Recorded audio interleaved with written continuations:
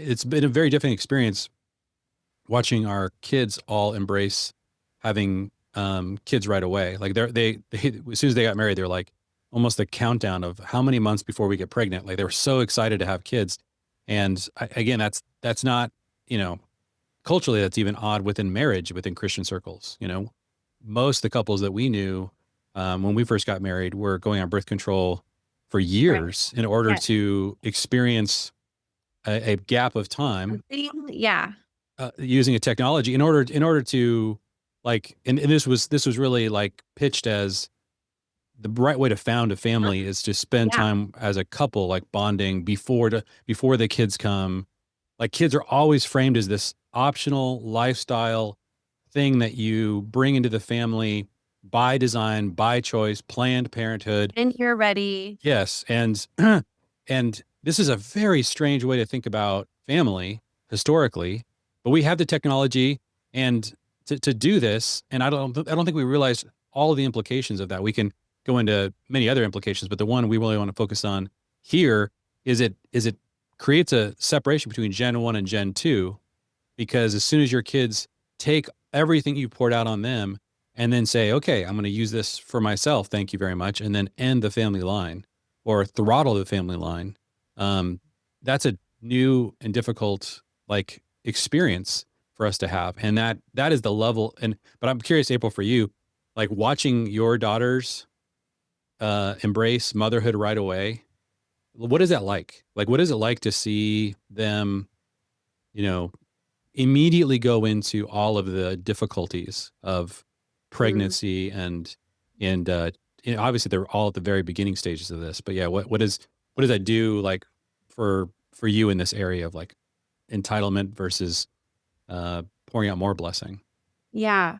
Well, I do find myself wanting to relieve their pain as much as I can, Yeah. whatever the pain point is at the moment. If it's like, "Oh, my back hurts, I'm pregnant with my first and my back. Oh, let me give you a back rub," or like, "Oh, let me like I think this position helped me. Let's try this." And so like I still want to like take care of them in some way and pay attention to ways that it would be appropriate for me to um alleviate their, Yeah. help owies.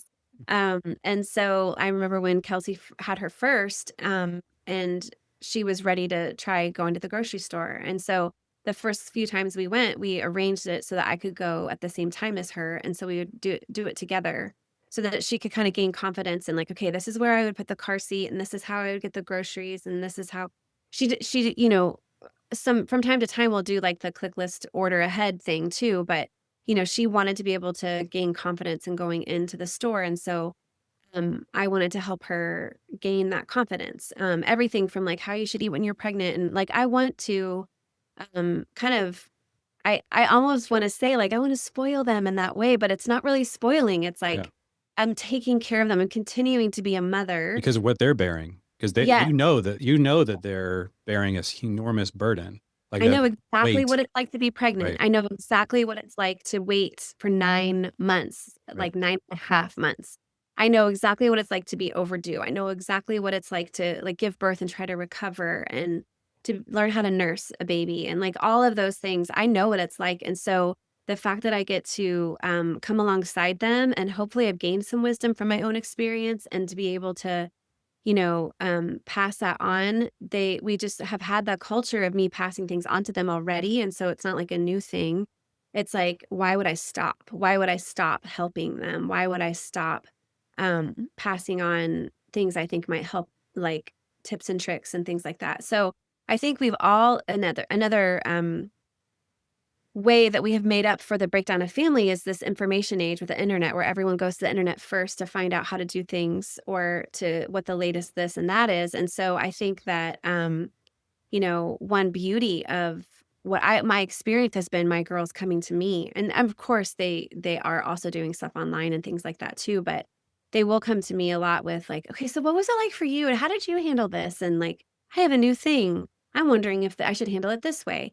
And so we're able to have those conversations where they are curious and would are interested in wisdom and um maybe in my own experience. And so that's very sweet. And I really am thankful that that is my experience because we worked really hard on our relationships and to be able to be at the place where as they on their own with their husbands decided that this is what something they value Right. that I get to be alongside them right away. And I will say, like, and I'm on the younger end of being a grandma because my kids are not waiting for 5 years. You know, they're such a Awesome. predominant thing for years and years and years, like probably 30 years of the Christian um, mindset is telling young people to get married and wait 5 years before they have kids.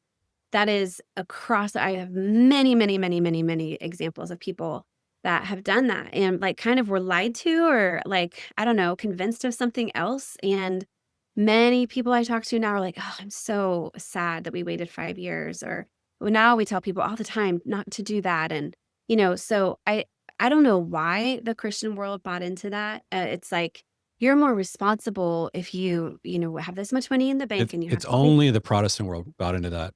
The Catholics rejected it. The that's Orthodox rejected it.